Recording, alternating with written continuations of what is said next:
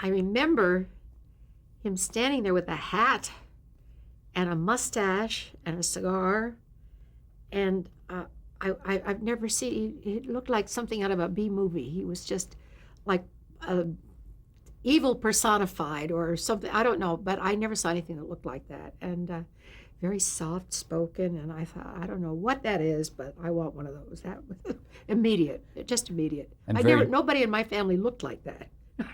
And very gentle too, wasn't he? Very soft spoken. Yeah. What was it?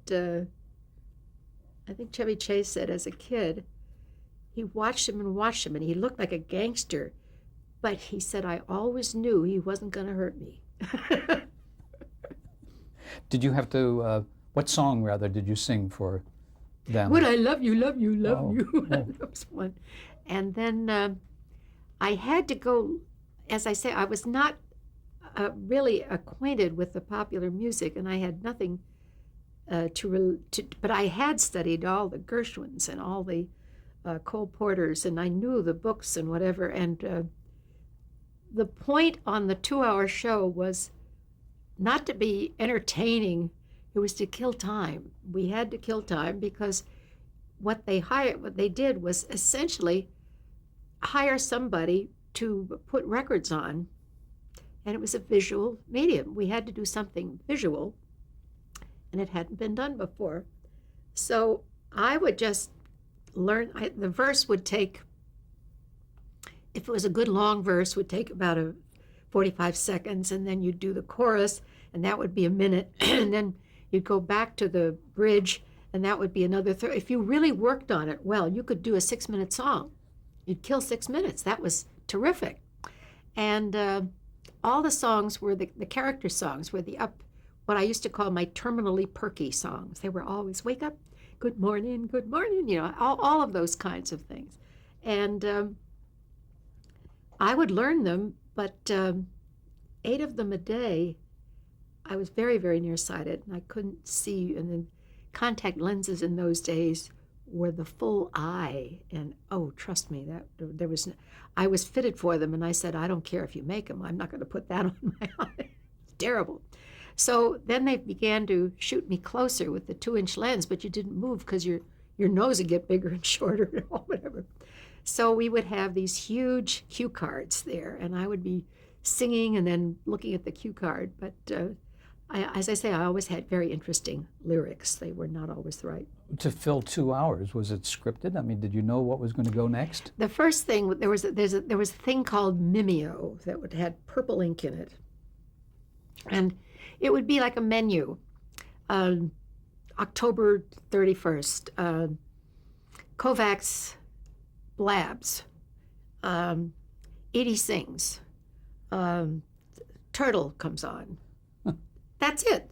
What the turtle does, what the point is, whatever. Hopefully somebody'd throw him a chicken or something. I mean, this is the way it was.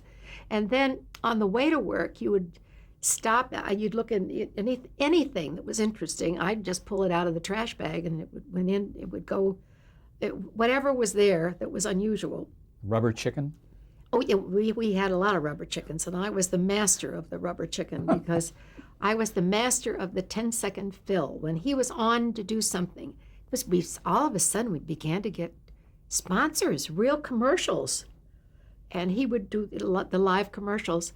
And before he would go into it, he would finish one thing, and then before they would set it up, there would be 10 seconds. So I would have to run out into Andy's bag and get a hat on and say, what do you think of this? And run over. What's the matter with that crazy girl? Wait, we'll be back. And it was 10 seconds. I knew I could count them off for you. I still can. And Andy would have anything there, and anything that we would go to this kid's shop, and he and Andy would, anything that was not nailed down. They had a kid's kaleidoscope they brought in. And it was just a cardboard one. You turned it around. And they tried to fit it on the end of the camera. It was the wrong size. So Ernie said, it's about a fruit juice can size. So he gets a fruit juice can, and he tapes it on the lens. And we're all, because if this goes, we can play orchestral music and make the move. So he did, and put a flashlight in the other end and put it on. There was 10 minutes gone. Yahoo! It was terrific. The first That was visual effects on first television. visual effects. Well- No, we weren't bounded by anything, and it was such a new medium. Nobody knew what was there.